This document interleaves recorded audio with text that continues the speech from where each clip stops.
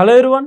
తేజ సజ్జా బాలనటుడిగా తనకంటూ ఒక గ్రేస్ మాస్ ఫ్యాన్స్ని అప్పటికే క్రియేట్ చేసుకున్నాడు. సో ఇప్పటికి కూడా హనుమాన్ మూవీతోటి ఎంతోమంది ఫ్యాన్స్ని అయితే తనకంటూ సొంతం చేసుకున్నాడు. ఇప్పుడు అట్లానే సో మిరాయ్ మూవీ అయితే వచ్చేసింది. సో మిరాయ్ మూవీ కూడా అదే స్థాయిలో ఉంటుంది అంటున్నారు అభిమానులు. ఒకసారి మూవీ రివ్యూ తెలుసుకుందాం. ప్రస్తుతం మనతోటి సినీ క్రిటిక్ జగదేవ్ ఉన్నారు. వెల్కమ్ చెప్దాం. హలో అండి, నమస్తే. నమస్తే Zakir. Yes sir, movie review ఎలా ఉంది సార్? మిరాయ్ ఏదైతే హనుమాన్ భారీ హిట్ అయిందో లాస్ట్ ఇయర్, ఆ ఎక్స్పెక్టేషన్స్తో రిలీజ్ అయింది కాబట్టి ఓపెనింగ్స్ వరకు బాగానే వచ్చాయి. అండ్ మోరోవర్ సినిమా కూడా ప్రేక్షకులు ఎట్లా ఉంటారంటే, ఒక సినిమా సూపర్ హిట్ అయిందంటే నెక్స్ట్ సినిమా కూడా అదే ఎక్స్పెక్టేషన్స్తో వెళ్తారు. అది ఎప్పుడు పోవద్దు. సినిమాకి డిఫరెన్షియేషన్ ఉంటుంది. అది స్టోరీ నరేషన్లో కానీ టేకింగ్లో కానీ రకరకాలుగా. హీరో పెర్ఫార్మెన్స్ ఎక్కడ మనం బాగాలేదు తక్కువ అని చెప్పడానికి, పైగా చైల్డ్ ఆర్టిస్ట్ తేజ సజ్జా. ఇక్కడ ఇంద్ర ఏంటి, యువరాజులో మహేష్ బాబు గారు కొడుగ్గా ఏంటి, చాలా చేశాడు కాబట్టి ఆయన చైల్డ్ ఆర్టిస్ట్గా మెప్పించగలిగాడు కాబట్టి పెద్ద ఆర్టిస్ట్గా ఈజీగా చేయగలుగుతారు.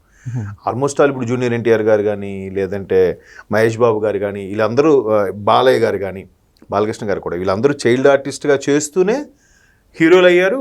అదే స్టార్డమ్ కొనసాగిస్తున్నారు. సో తేజ సజ్జా కూడా అది ప్లస్ అవుతుంది. సో ఇక్కడ హనుమాన్లో ఎప్పుడైతే మెప్పించగలిగాడో ఇది కూడా అలాగే మెప్పించగలిగాడు. నా వరకు అయితే మెప్పించగలిగాడే అనిపించింది సినిమా చూసినంత వరకు. అండ్ మోర్ ఓవర్ స్టోరీ కూడా జనరల్గా చాలా సినిమాలు చూసాం మనం. ఏది మాయల ఫకీర్ ఉంటాడు, వాడు క్షుద్ర శక్తులు ఉపయోగిస్తూ ఉంటాడు, ప్రపంచాన్ని కైవసం చేసుకోవాలని, ప్రపంచాన్ని తన గుప్పిట్లో పెట్టుకోవాలని ప్రయత్నం చేస్తూ ఉంటాడు. దానికి ఒక కారణ జన్ముడు అంటే ఒక పర్టికులర్ నక్షత్రంలోనో లేదా పర్టికులర్ జాతకంలో పుట్టినవాడు దాన్ని వాడు ఖండిస్తాడు అనేది కథ. జనరల్గా చాలా విన్నాం, మనం చూసాం కూడా. సో ఇది కూడా అటువంటిదే. మనం పూర్తి స్థాయిలో కథ చర్చించుకోకూడదు కాబట్టి అలాంటి నేపథ్యంలో వచ్చిందే. కాకపోతే డైరెక్టర్ ఇప్పుడు కార్తీక్ ఘట్టమనేని టేకింగ్ కూడా ఒక ఇంపార్టెన్స్ ఉంటుంది కాబట్టి ఆయన ఏదైతే ఊహల్లో ఊహించుకొని ఒక కథ రాసుకొని దానికి చక్కగా పట్టాలెక్కించాడో అది అక్కడ తెర మీద కనబడేలా చేశాడు. అఫ్కోర్స్ లేటెస్ట్ కాబట్టి విజువల్ ఎఫెక్ట్స్ అవి బాగున్నాయి. అంటే ఎక్కడా కూడా మనకి ఇది CGI కానీ ఇది బ్లూ మ్యాట్ మీద చేశారని కానీ మనకు తెలియదు. అంత న్యాచురల్గా కొన్ని రియల్ విజువల్స్ కూడా ఉన్నాయి అందులో. మనకి షూటింగ్ స్పాట్లో కూడా చెప్పారు అప్పుడు వాళ్ళు. ప్రివ్యూస్ వాటి చేసినప్పుడు కూడా దర్శకులు, నిర్మాణ సంస్థ వాళ్ళు కూడా కొంత రివీల్ చేయడం జరిగింది. సో అట్లాగే విజువల్స్ సీనరీస్ అయితే చాలా బాగున్నాయి కొన్ని మంచు ప్రాంతాల్లో. అది ఇంకా మరి క్లైమాక్స్ ఏదైతే హనుమాన్లో మనం చూసామో, స్వామి హనుమాన్ రావడం, ఇక్కడ కూడా శ్రీరామచంద్ర ప్రభువుని ఒక స్థాయిలో చూపించారు. ఈవెన్ అది మనం పూర్తి స్థాయిలో చెప్పకూడదు, సినిమా చూడాల్సిన సినిమా. మిరాయికి అంటే హనుమాన్ స్థాయిలో హిట్ అవుతుందో లేదో నేను చెప్పలేను, కానీ మిరాయ్ టైటిల్కి ఏంటి అసలు మిరాయ్ ఏంటి పేరేం డిఫరెంట్గా ఉంది అని అనుకున్న వాళ్ళందరికీ సినిమా ఒకసారి చూడాలని చెప్తున్నా. సో దానికి తగ్గట్టు మెయిన్ స్పెషల్ క్యారెక్టర్, అది ఒక విధంగా విలన్ క్యారెక్టర్ అని చెప్పాలి. దానికి మంచు మనోజ్ గారు ఎక్స్ట్రాడినరీగా సూట్ అయ్యాడు. మంచు మనోజ్ గారిలో ఉన్న ప్లస్ క్వాలిటీ ఏంటంటే హైట్ పర్సను, మనిషి కూడా కొంచెం జబర్దస్త్గా ఉంటాడు, హైట్ వెయిట్.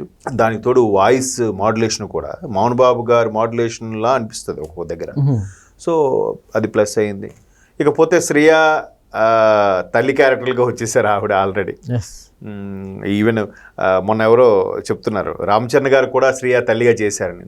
వెంటనే స్ట్రైక్ అవ్వలే. రామ్ చరణ్ గారికి ఎక్కడ చేశారంటే RRRలో అజయ్ దేవగన్ భారీగా చేశారంటే రామ్ చరణ్ తల్లే కదా. సో మనకి అంటే ఒకే సీన్లో ఇద్దరు కనబడరు కాబట్టి మనకి తల్లిగా ఆడుకోం. ఇకపోతే జగపతి బాబు, ఆయన లేని సినిమా కానీ, ఆయన క్యారెక్టర్ లేని, ఆయన పాత్ర లేని, ఆయన కీ రోల్ పోషించిన సినిమా అంటూ ఈ మధ్యకాలంలో ఏది లేదు. మీరు ఏది తీసుకోండి, అఖండలో ఒక సాధువుగా వచ్చి ఆయన ఒక ఇది అని కూడా చెప్పి వెళ్తాడు కదా. ప్రతిదీ కూడా విలను క్యారెక్టర్ ఆర్టిస్ట్, మంచిగా అయితే మంచి, చెడుగా అయితే చెడు, ప్రతిది ఏది ఇచ్చినా సఫలీకృతం చేస్తున్నాడు. దాన్ని 100% న్యాయం చేస్తున్న ఆర్టిస్టు. తెలుగు ఇండస్ట్రీకి నిజంగా ఆయన హీరోగా తప్పుకొని ఎప్పుడైతే లెజెండ్ నుంచి విలన్గా మారాడో సినిమా, ఇంకా అప్పటి నుంచి ఇంకా లెజెండరీ యాక్టర్గా అయిపోయాడు ఆయన. జగత్ ఆయన రోల్ కూడా చాలా బాగుంటుంది. సో ఓవరాల్గా తేజ సజ్జా కానీ కొంచెం మ్యూజిక్, మనకి పాటలు అంత ఇంప్రెసివ్గా లేదు, చూసినంతసేపు బాగానే ఉంటాయి. బ్యాక్గ్రౌండ్ స్కోర్ ఓకే, మ్యూజిక్ కాస్త డౌన్గా ఉంది అన్నట్లుగా టాక్ ఉంది. అంటే అక్కడ మనకి విజువల్ మీద కాన్సన్ట్రేషన్ వెళ్ళిపోయాక మ్యూజిక్ అంతగా అబ్జర్వ్ చెయ్యం. ఎందుకంటే విజువల్ ఎఫెక్ట్కి ఎందుకు అంత ప్రాధాన్యత ఇస్తారంటే కళ్ళతో చూసేదే మనకి ఎక్కువ గుర్తుంటుంది, మనకి ఆ చెవులకి వినబడేది అంతగా రికగ్నైజ్ అవ్వచ్చు అవ్వకపోవచ్చు విజువల్లోకి వెళ్ళిపోయిన తర్వాత. సో ఆ బ్యాక్గ్రౌండ్ స్కోరు వరకు ఓకే, కానీ సాంగ్స్ పరంగా పెద్దగా ఏం లేదు. సినిమా అయితే ఓకే, గుడ్, చూడాలి. అంటే మరొక హనుమాన్తో భారీ స్టార్డమ్ సొంతం చేసుకొని ఓవర్ నైట్లో సూపర్ స్టార్డమ్ తీసుకొచ్చుకున్నాడు తేజ సజ్జా. ఆ తర్వాత ముందు కూడా జాంబిరెడ్డి లాంటి సినిమాలు కూడా బాగానే ఆడాయి. బేబీ కూడా ఎంత బాగుంటుంది, సమంత గారితో చేశాడు. అందులో ఒక జస్ట్ లీడ్ రోలే అనుకోవాలి. సమంత గారు అంటే లక్ష్మి గారికి మనవడుగా చేసిన మంచి క్యారెక్టర్ చేశారు. నేను అనుకున్నాను ఈయన చైల్డ్ ఆర్టిస్ట్గా చేశారు, ఇంకా ఎట్లాంటి పాత్రలకి పరిమితం అయిపోతాడేమో అనుకుంటే హనుమాన్తో ఒకసారి బ్లాక్ బాస్టర్ కొట్టాడు. ఆయన బ్లాక్ బాస్టర్ కొట్టాడు. తర్వాత ఇప్పుడు మిరాయితో ఇంకో హిట్ సొంతం చేసుకున్నాడనే చెప్పాలి.